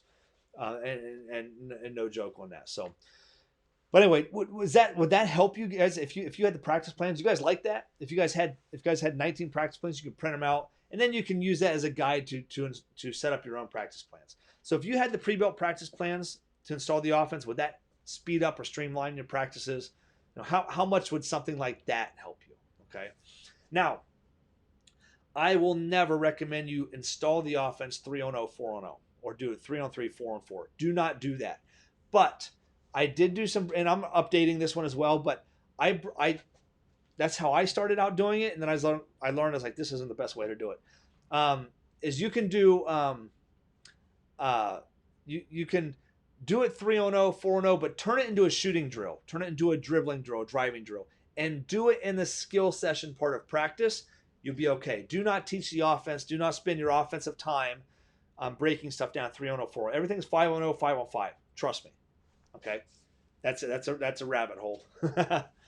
Here's all the skills and drills that we do in the first 30 minutes of practice. Here's the practice plan for the first 30 minutes of practice with all the skill stuff that we do. Here's all my offensive transition using the progression method that we're going to talk about in a little bit. Here's my core zone offense, simple but effective, that we use against the zone. So everything in that second package is the playbook, the breakdowns, actually the playbook, the breakdowns, and the video playbook's not in there, but the practice plans, all of this is inside the digital package, plus the recordings. Some of you, if you want to go back and review just the basic, the fundamentals, the foundation, this 3-day masterclass, I think it was closer to 7-8 hours, is going to be, if you want the replays of these videos, I'm putting these in there for free. Okay, for free. I actually saw there's someone else out there is selling a Princeton course for like $397, something like that. But you got more in this masterclass for free than what they're giving away in that other one. So there's a lot of value in this. But what we just did for now, I'm gonna give you free as well. Okay. So you get the playbook, the video playbook, the breakdowns, the practice plan, skills and drills, practice plan, blah blah blah blah blah blah. The 3-day masterclass. All of this is in package 2. So you get the workshop package, you get the digital package, both of those. And it's kind of funny. I was kind of adding these up, kind of value wise. I actually talked to a professional salesperson, and they asked me what I had in it, how much stuff was in. I was trying to figure out, well, how much should I ask for this? And they're like, nothing less than $1,000. Okay, your value is too high. You have 57 hours of stuff. You have all of it. It's like you cannot do not sell this for less than $997. But then I was kind of thinking about that. I was like, well, what did I actually spend throughout my career trying to learn the offense? So I was like, well, I went to the Air Force Academy for a few days. No Uber back then. Car rental was much more expensive than renting an Uber. So I probably spent more than $2,000, probably a little bit more than that, because prices are a lot. Everything was a little bit more expensive before the crash of '08. I've been to Richmond twice. I actually took my staff down there, so this is probably a little low as well. These are only the Princeton DVDs that I bought from Championship Productions and other places. All the Princeton DVDs I've bought. And all of this is not counting all the yearly coaching clinics, Nike clinics, camps that we all go to. I spent almost $4,000 just on the Princeton alone. Okay, so I was kind of thinking about that. I was like, okay, it's probably worth $997. I could probably sell it for $997. But you're getting the workshop. You're getting 45 hours of workshop, whiteboard film room, bonus sessions, Facebook group, and then you're getting all of the playbook, the video playbook, the breakdowns, the practice plans, the master class. And we're not going to do it for $997, but we're doing it. We're selling it at $497, and that's one payment of $497. That's not yearly $497. That's one payment of $497. You get lifetime access to the members area that has it all in it. You can also do, if that's too big in one chunk, for a limited time, you can do 4 monthly payments of $137. You go to the order form, you have a dot, you can select $497 or select 4 payments of $137. Okay, you go to PrincetonOffenseSecrets.com/secrets, and that's how you get in and get that. Okay, I actually have, and if you have any questions, send me a Facebook message or email me, coach@hoopsandDetail.com. If you need an invoice or a purchase or whatever for your athletic department, or when you do order this, you will get a receipt. Some coaches just take the receipt and they take the receipt back and they get reimbursed. So you can do that as well. But if you have any questions about that, just email me, coach@hoopsandDetail.com, or send me a Facebook message. And before we get back into the training, I do have 2 more bonuses that come with this. I have an offline community service fundraiser that would make us anywhere between $4,000 and $10,000 a year. If we went down to our middle school and our youth, we would make even more. But there's something about this is a personal touch fundraiser. This is not everyone's going online and going GoFundMe and all of these online fundraisers, and they're getting kind of shallow, I feel like. So this is a personal touch community service fundraiser. It gets your team out there doing a lot of really good stuff for the community, and it offers more value. It's the best fundraiser I've ever seen. I hate fundraising. I just have parents do it and assistant coaches.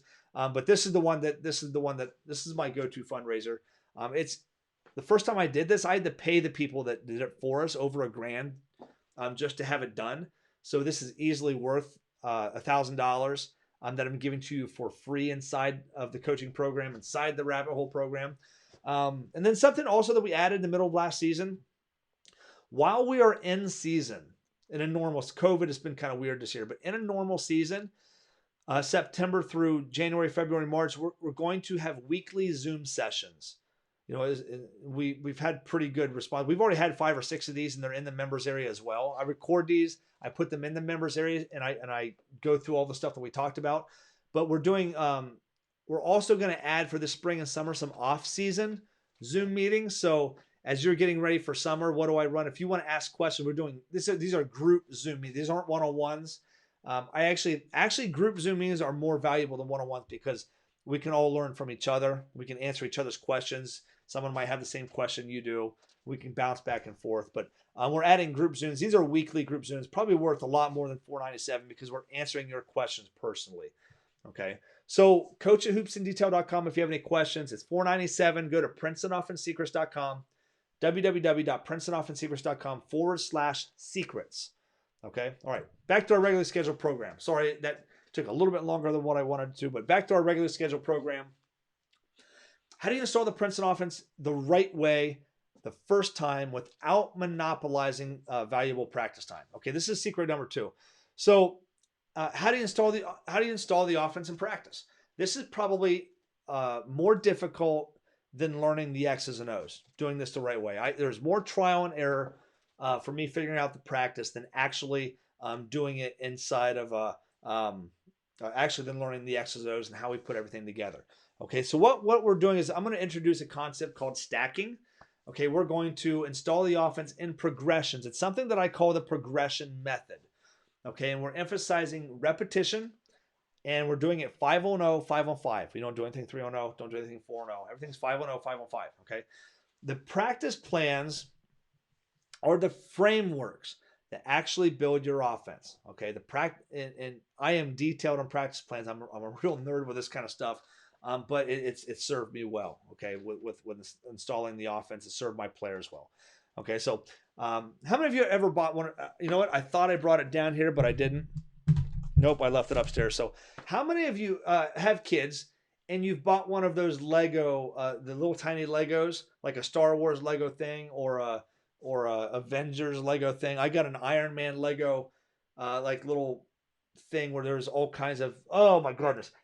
But have you ever bought one of those for your kids or yourselves? Because some of us older kids like Legos too.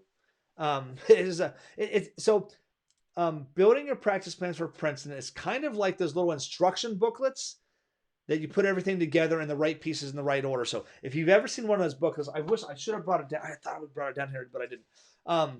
You turn page by page and it says, hey, grab these 3 Legos, put them together this way.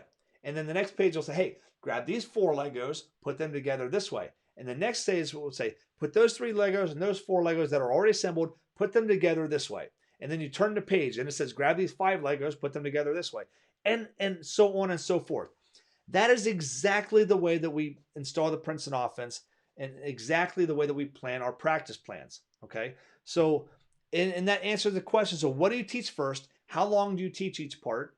How quickly do you get the entire the whole offense that you want in? How do I do it within 35 minutes a day? Okay, and when do you move on to the next thing? Okay, and the big secret behind that is what we did is we scrapped the whole part whole method for what we call the progression method. Okay, I learned as a player how to play with whole part whole. Show me the whole thing, break it down 3-on-0, 4-on-0. All right, let's go do the whole thing 5-on-0, 5-on-5 again, and we should get it. Okay, it takes I promise it takes a lot longer to learn that way than this method that I learned while teaching Princeton called the progression method. Okay, so what I'm going to do here is I'm going to pop back here to my video and I want to, all right, the tech is getting me. Okay. what I want to do here is, there we go. I'm going to pull in a practice plan that we did, and I actually gave this practice plan to everyone who watched live. So if I click on that, what's it going to take me to? Secondary display, current application. There we go. Okay, so here's the practice plan we actually built inside the masterclass on day 3. We actually built this practice plan. So the big idea with this practice plan, and why it was so and why it is so valuable to do it this way. Let me zoom in so you can really see. So we took we did a day 1 practice plan. I let you guys decide. You said, hey, well, let's do point screen away. So this is the whole philosophy of how I build my practices. It doesn't matter if you run low post, open, chin, whatever you're putting in, this is how we put it in. Okay. We do it step by step. So we're going to go point screen away. And the first thing we're going to teach for 5 minutes, we're going to teach the entry. Okay, so we're going to wave the guard through. One man's going to juke sideline, cross over the middle. The goal is to get to the point and to time it up so that when the 2-man runs a brush cut with the 5's getting to the elbow or between the elbow and the 3-point line the same time that the point guard is getting to the point. Then we're going to drop it down to the 5 with a bounce pass or thing. We're going to teach that for 5 minutes. And most of this is talking. Okay, and then we'll execute a little bit. We'll have 5 guys go. As soon as that's done, we'll have 5 guys go on the other side of the floor.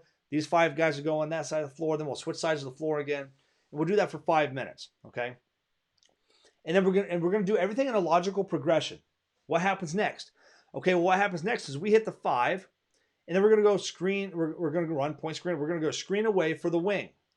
Okay, and now what happened? The first thing that happens off of that screen is we're going back door. All right, and that's our first scoring action, is that back door. So our 5-man is going to hit that 3-man for a layup. We're going to do this for 5 minutes. 5 in, 5 out. Next 5 in, next 5 out. Next 5 in, next 5. We're going to keep rotating, and our guards are going to make. This is big. It's their responsibility to learn all 4 of those spots. I'm not going to micromanage that part of practice. Okay, can't do it. Don't have the mental ability, and they need to learn the responsibility of taking care of that themselves. Okay. All right. So we hit the back door on the layup. So this is how I progress and how I think of practices. So what is the next thing? So if the layup is not open, what's the next thing that's going to happen? Okay, the screener is going to pop back. So the 5-man now is not going to hit the layup, but we're going to hit the screener popping back. Okay, and they're going to shoot that 3. Okay, that's the first thing that's going to happen. Now, at the same time, I'm also teaching them that the 3-man's getting the down screen from the 4. And the 5-man is going to go screen for the 1 if he doesn't shoot the 3. So that our 3-man and our 4-man is going to set a down screen. Our 3-man is going to start to come off the down screen. And our 5-man's coming over to set a ball screen, but we're going to go ahead and shoot that 3 because that's part of our progression. We're going to do that for 5 minutes. 5 in, 5 out, 5 in, 5 out. Okay. Now, what if we can't get the 3 up? Okay. The 5-man is going to ball screen and the 4-man is going to down screen. Okay. The 1's coming off the ball screen. And we're going to hit the 3 off the down screen. Now, this is where decisions can be made. Okay, you can throw the ball to the 3 and you can shoot that 3 for 5 minutes if that's going to be something that you want to focus on in your offense. Or you could throw the ball to the 3 and the 3-man could feed the 4-man in the post who just down screen for him, and you can go through and let your 4-man score down there one-on-one if that's what you want to focus on. Okay, and that's a more deliberate style. That's executing the offense. Or if you have players that you want to play, if you've got kids that come off that ball screen and say, hey, I just want you to go to the basket and score pick and roll. So when you go point screen away, you don't have the 3. You can ball screen, drive, and pull up jump shot for 5 minutes. You can ball screen and roll and hit the 5 rolling for 5 minutes. Okay, so you can actually teach. You should teach that if you're gonna emphasize that. Teach that. Okay, then come back to hit the 3, all right, look at the 4 in the low post, see if you can go score. And then do the deliberate style so you can actually run the whole thing through, if that makes sense, okay? So anyway, so after this, after we throw the ball down the 4 or we do all of this, now let's say we don't want to feed the low post. All right, we didn't do any of this, but now the next thing is the 3-man did not shoot the 3, the 4-man did not, we didn't throw it down in the low post. The next thing is the drift series. So now I'm going to spend 20 minutes on the drift series.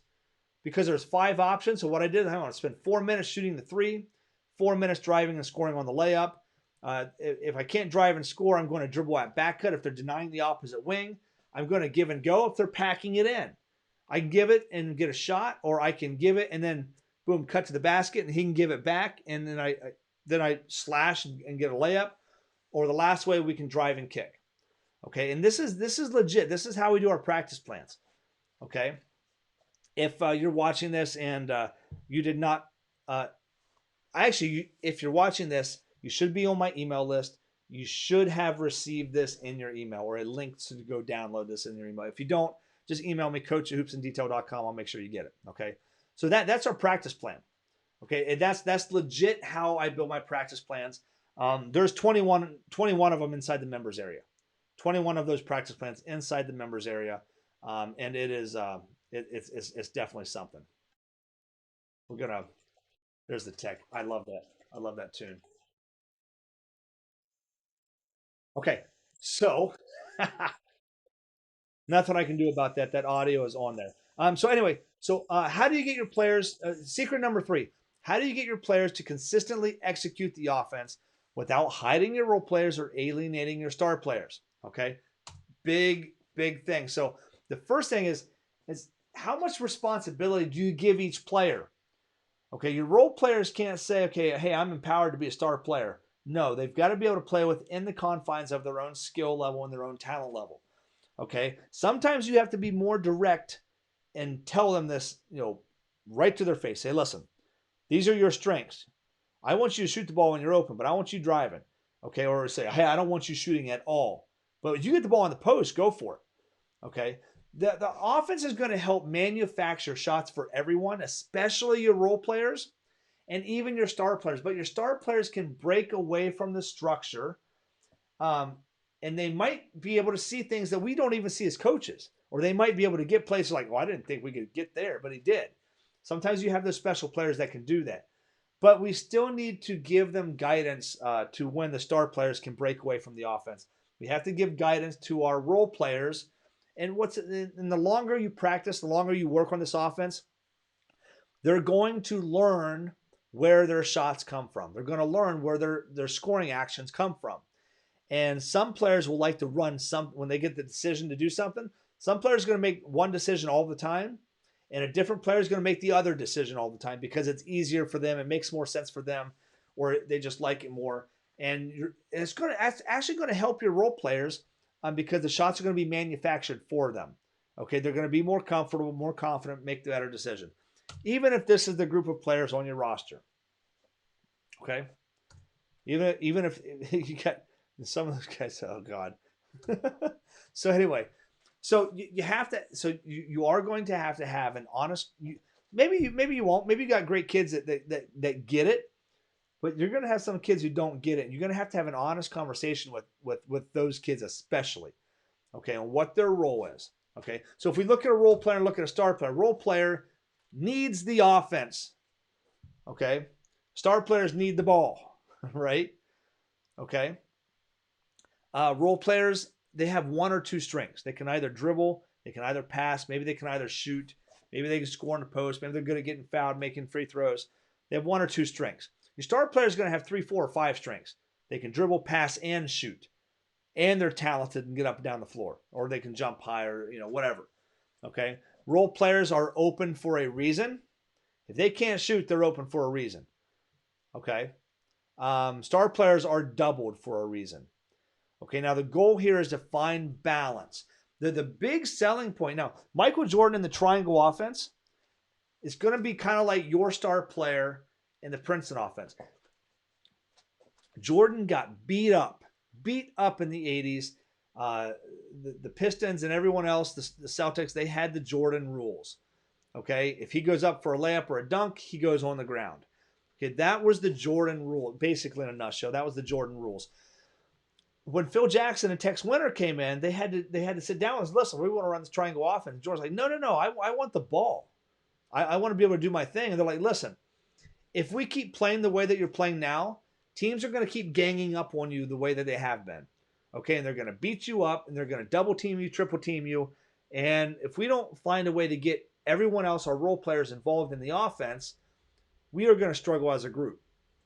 So Jordan bought in, and the rest is history. Okay. So the triangle offense is to Jordan as what the Princeton offense is to your star player. So that's a story that you can use if you need to sell it to your star player. Okay. Role players use the offense to get their shots. Star players can also use the offense to get their shots. Role players will move the basketball more than they will attack, but they will find their sweet spot. Okay, star players, the ball will find them. The ball will. Everyone knows who your best player is. Okay, as long as you have, good relationships between players, the ball is always going to come back and find your best player. Okay, the more they dominate the ball, the more they're going to be doubled. The more they're going to force stuff. But the ball is always going to find them, and they're always going to be able to go make plays. As where your role player is going to stay disciplined and wait for the right opportunity for them to strike. Your star players are going to go make plays. They're going to use the offense. They're going to break away from the offense, but your star player is going to go make plays. All right, and if the role players and your star players do this together, okay, you guys are in really good shape. All right, okay. So anyway, so wrapping this up, and hopefully you guys got a lot out of this. If you guys do want to take this to the next level and go down the rabbit hole, you pretty much have two choices right now with your Princeton offense. Hopefully over the 3-day masterclass and this webinar, I've given you enough that you feel confident and you have a direction that you want to go in. Two things that you can do right now. You can jump in with a program, take the red pill, go down the rabbit hole. I'll show you, I'll hold your hand, show you every single option in the offense, and then you can decide what is best to run for your players and your personnel and your team.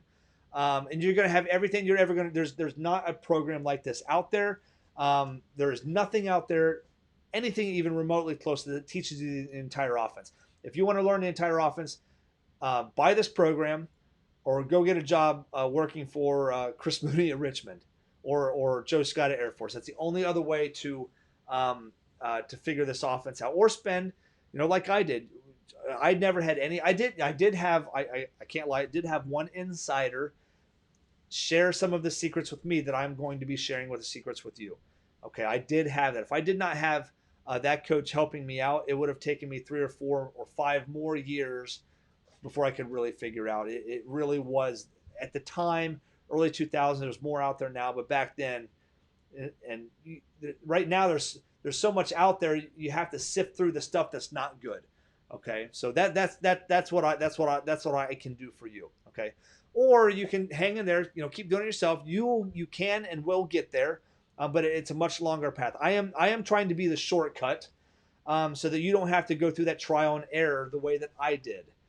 Okay, I can get you out on the right foot and get you going right away. So those are your two options. If you want to go down the rabbit hole, if you guys want to take the red pill, if you guys want to have a surefire, and again. This is the only 3-day masterclass I'm doing this year. I usually, in the past, I've done 3 or 4 a year. I'm only doing one this entire year, 2021. Okay, it's $497 or 4 payments of $137, which the 4 payment thing is probably going away after this round. I don't know when I'm going to open it back up again. It'll probably, I don't even want to guess because I don't know, because I've got other things going on. I'm teaching other aspects of the game. So I do not know when I'm going to open this back up. So if you're serious about running it this summer, the spring and especially the summer is great to experiment with your Princeton to see what you like and what you don't like. So when you get the practice time in September, or I'm sorry, in October, November, when you actually start practices, you've run stuff in the summer. It's like, well, I like that. I didn't like that. Let's do this. Let's not do this. You're going to have a better idea because you've actually done it with your players. Okay, so if you want to get in, go down the rabbit hole, take the red pill. If you want to learn the Princeton offense to the best that you can learn the Princeton offense, be exposed to everything so you can pick and choose the right ones and stay away from the wrong stuff for your personnel, then this is definitely a program for you. Go to PrincetonOffenseSecrets.com/secrets. Again, this is a one-of-a-kind program. This is a program designed to solve the big problem. This isn't this isn't a little $47 2-hour Zoom on just the point series. Okay, this is this is the real deal. If you want to learn, you can go through this program and learn the offense well enough to coach it at a collegiate or professional level. We have collegiate coaches that are already inside the program. We actually even have one or two professional coaches, overseas coaches, who are God. Princeton works so well with the European game, but they're running a mixture of Princeton and the European style over there.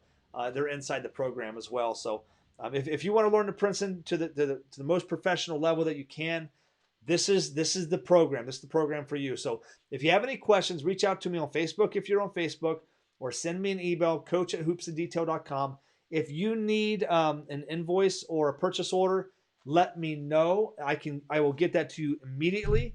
And if you need to pay that way, send it to me, and I can send me an email, and we can work on the deadline for Sunday for you if you need to send a check or something like that, or if you can use a credit card, but you have to use it Monday or Tuesday. Let me know before. If you let me know before Sunday, you're good. If you let me know after Sunday, it's going to be closed down. Okay, so, but reach out to me by email, coach@hoopsanddetail.com. It's closing down Sunday at midnight. And it's closing down Sunday at midnight because I'm a one-man show. I've got to get everyone that's in. I got to get in there. We're going to start some live Zooms, and I won't have time to keep taking in more. Plus I can only handle so much at once when we're doing some of this stuff. So get in before Sunday at midnight. Okay, that's when it closes. I do not know when it's going to open back up. It might open back up this summer. It might not open up until next fall before the season starts. Okay, because like I said, I've got a lot of other stuff on my plate, a lot of other stuff going on that we're working on behind the scenes. So with this particular course, get in Sunday at midnight, before Sunday at midnight for sure. If you guys want to start running the Princeton offense this summer. All right, Coach. Hey, I really appreciate it. Let me pop back in here so I can wave at you. www.princetonoffensesecrets.com/secrets. And I really appreciate. I really enjoyed the 3-day masterclass. It was without a doubt, that was the best one that I've ever done. Out of the 5 or 6 or 7 others that I've done, that's definitely the best one I've ever done. You guys were awesome. You guys stuck through it. No one dipped off and left. You guys were from start to finish. You guys were there the entire time, so that was awesome. If you didn't see that, hopefully, I can't make those available because those are part of, they are going to be part of a standalone course. Okay, and then but if you get into the program, they are free. Okay, they actually come free with inside the program.